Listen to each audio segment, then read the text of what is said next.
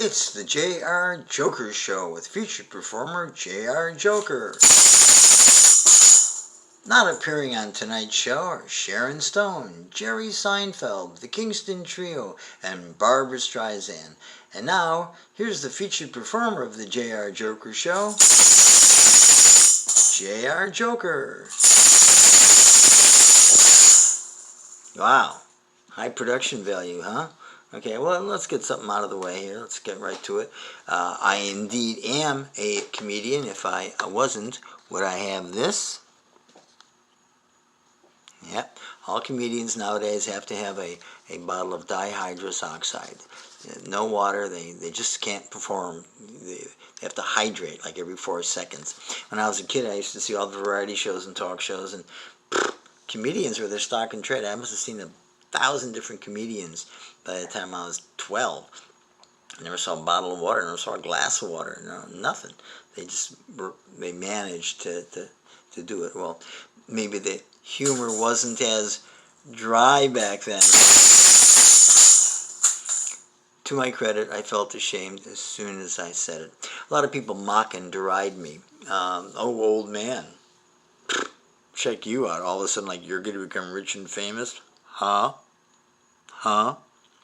Well, I have to address this. I've thought about this, and I've contemplated, and I've reflected, and I've decided I do not want to be rich and famous. I decided I'll settle for rich. And that'll do her. I want to warn all the people out there, you are going to become as old as me and want to go out and buy these turtleneck sweaters from the Robert Redford collection, but there's nothing you can do to hide it.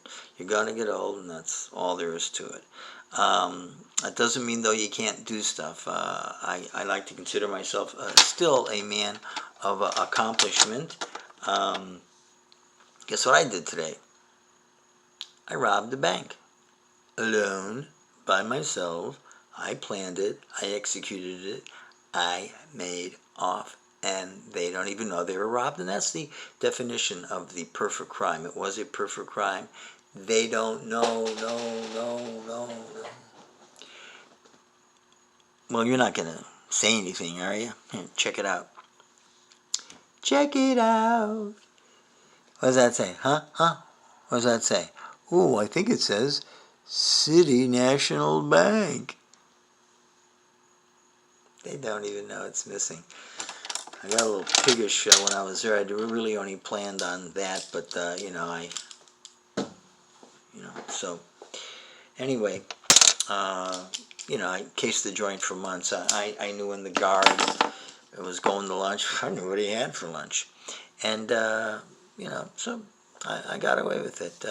But it was kind of a big, interesting money day for me. While I was at the bank, I asked for some change. That's how I distracted them. And you see bills like this all the time. Nothing funny about them. Nothing up my sleeve. But if you're lucky enough, and people that collect bills and coins like I do, know that if you ever come across a bill, for example, that has something upside down on it, a number or a letter or an image upside down, it's worth a fortune, because there are collectors that look for that stuff and they just gotta have it, and they got the money to pay for it. So I'm always keeping an eye out for that. Well, today, while I was successfully and perfectly committing that crime at the bank gave me something, and they don't even know what they gave me. Check it out. They gave me a bill with not just one upside down letter, not just one number upside down or image upside down. Everything on this bill is upside down. OMG. Oh, I went through this with a magnifying glass and a loop. There's not one number, letter, or image, a little squiggly curly Q, that's not upside down. It's 100% upside down. Both sides. Oh my God! I think I'll end up on that PBS show. I'll show this to those experts, and they'll just be agog. and I don't even know what to ask for this. I could probably retire really after this. I just can't believe my luck. And finally, speaking of luck, the best coup I pulled off today was with a coin. Not just like a regular coin like you see all the time. I got this here coin I bought from a collector. He thought he was smart, so I played along with him, like, oh, I want to get me one of them there coins too, mister. Okay, so I made an investment. I bought it, but I'm going to sell this for a fortuna. Yes, sir, Bob's. Look at this coin. You see what it says? This is the oldest coin you're ever going to see. I mean, just like, stop what you're doing. Stop drinking coffee or whatever what you're doing. This is the oldest coin you are ever going to see, and you'll never see it in person. What does it say on the bottom there? 500 BC. It's 2,500 years old, more than 20. Yeah, I don't even know what to answer that. Quite a day. Quite a day. Yes, sirree, Bobs. So us old folks have got it together. And we've always had it together. I mean, you youngins with your laptops and your cell phones and your word processor, you think you're so smart. Well, even when I was in the first grade, we had word processors. That's right. They're pretty old, but they work. You could still get them at Office Depot. Very affordable. We didn't call them word processors. We called them pencils. You could compose. You can delete.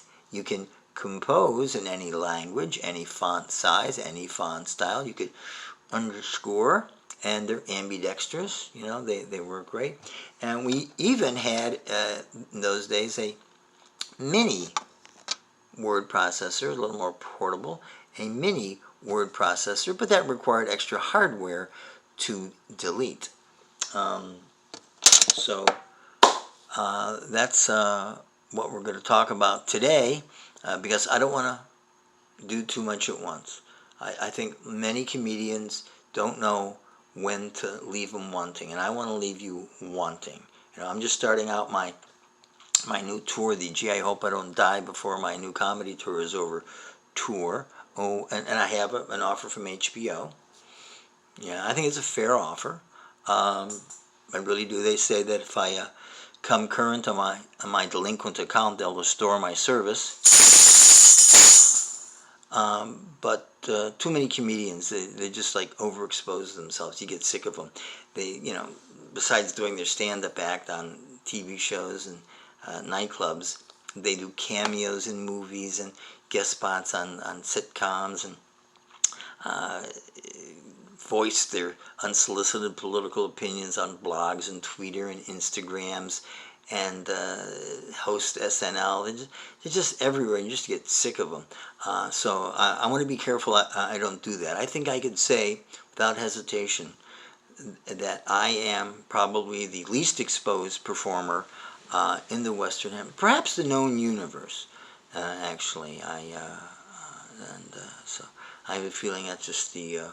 I think that's my plan. It's gonna be there. So I just want to leave you with some advice. Whenever you see an old person, you think they're going to tell you something that they've learned in their life, and I am going to do that. Actually, I don't want to disappoint you, and I want you to come back for our next episode. I just want to tell you something.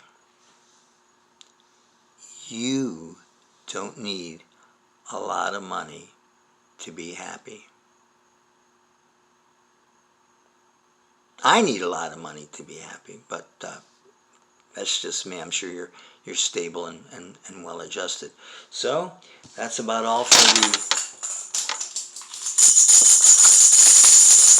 JR Joker Show. Hope to see you real soon.